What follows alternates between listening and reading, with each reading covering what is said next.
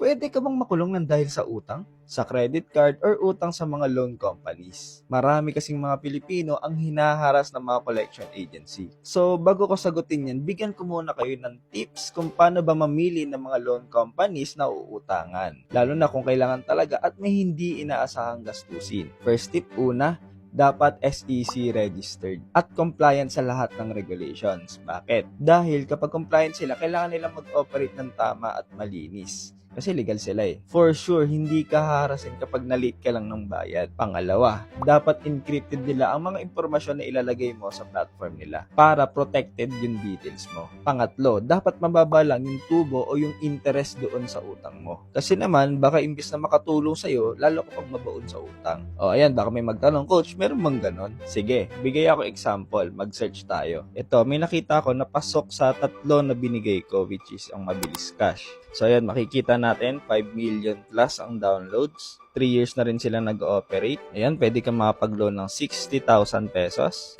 Ayan, madali lang makakuha ng loan, walang collateral na kailangan. Pwede kang mag-apply in just 1 minute, isang valid ID lang ang kailangan mo at makukuha mo na kagad siya in just 5 minutes. So going back, pwede ka bang makulong ng dahil sa utang? According to the Philippines Bill of Rights, Article 3, Section 20 of the Philippine Constitution, no person shall be imprisoned for debt. So basically, hindi. Pero tandaan na kahit hindi ka pwedeng makulong, be responsible pa rin sa inutang mo at magbayad.